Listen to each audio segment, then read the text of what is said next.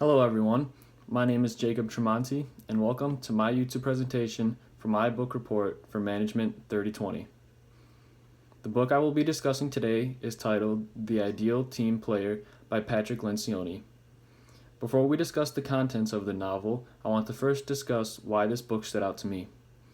I chose this book because the title involves something that we are all a part of. As students, we have all worked in group projects before where you are alongside 3 or 4 other team members to get the work done.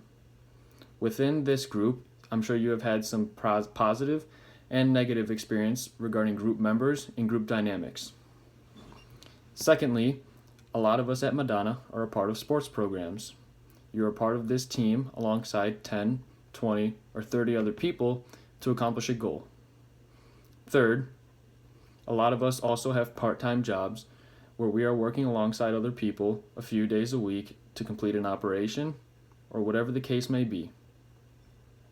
I hope that throughout this presentation you are able to take some of the ideas that I discuss and apply them to your own personal teams. In the reading, Lencioni outlines what he calls the ideal team player model. This model consists of 3 virtues that make up an ideal team player. These 3 virtues are humility, hunger, and people smarts. People who have all 3 characteristics make up an ideal team player.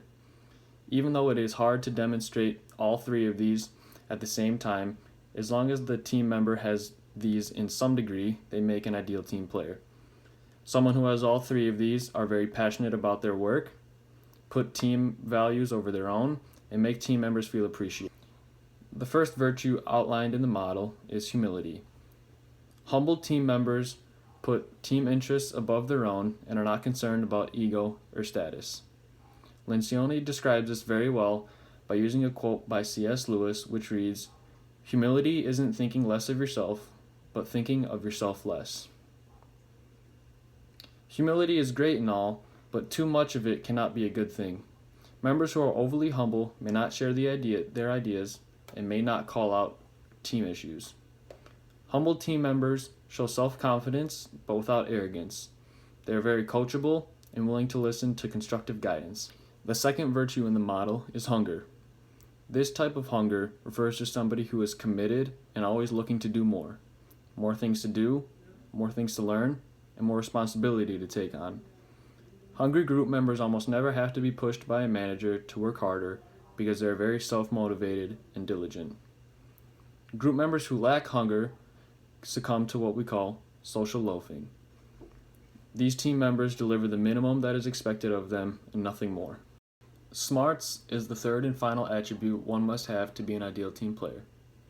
When we say smart, this does not necessarily mean being an intellectual, but rather having people smarts or common sense about people.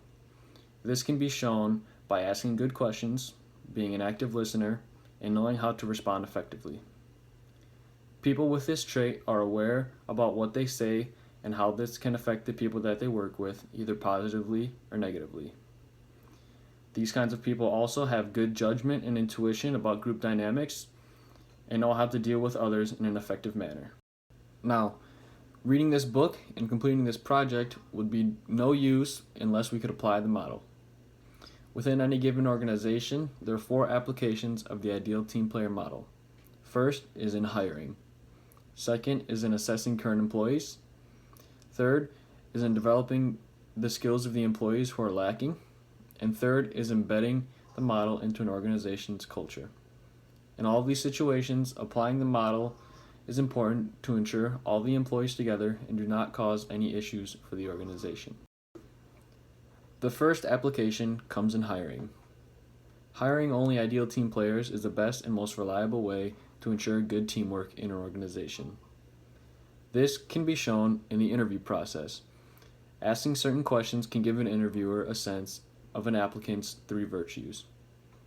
To measure humility, interviewers can ask about the person's most important accomplishment of their career or even the biggest failure and how they handled it. Measuring hunger can come from asking what somebody likes to do outside of work or what kind of hours they generally work.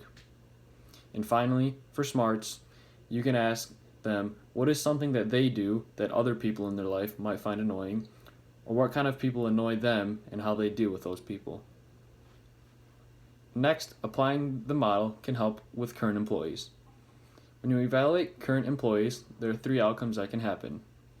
You can confirm that that employee is indeed an ideal team player, you can help them improve their skills to become one, or you can decide to move them out. Evaluating the current employees can be used to identify which of the virtues they struggle in. For humility, managers can ask themselves if that employee easily admits when they make a mistake, or if they're willing to take on a lower level of work in order for the good of the team. To assess hunger, managers can ask if the employee is willing to contribute and think about working outside office hours, or if they feel a personal sense of responsibility for the overall success of the team.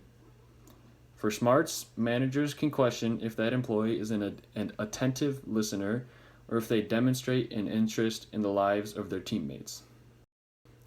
Also, developing current employees who lack one of the virtues is an important application of the model. The improvement process can begin once the evaluation has taken place.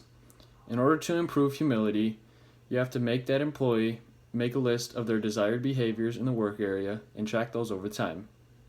To develop hunger, managers must connect the employee to the importance of why the work is being done.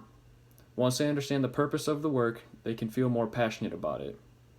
Developing smarts takes time. However, if an employee does something not so smart, a manager should quickly tell them so that they can improve. Finally, the ideal team player model needs to be embedded into an organization's culture.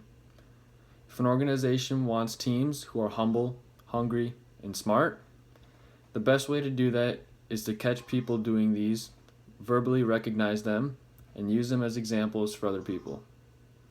On the other hand, if you see a behavior that violates one of these virtues, it's important to take the time to let that person know that their behavior is out of line so that it doesn't happen next time. Thank you all for taking the time out of your day to watch my presentation on The Ideal Team Player by Patrick Lencioni. I hope that you guys were able to take something from this regarding the model, its virtues, and its applications so that you can use what you learned in your own personal teams. Again, thanks for watching.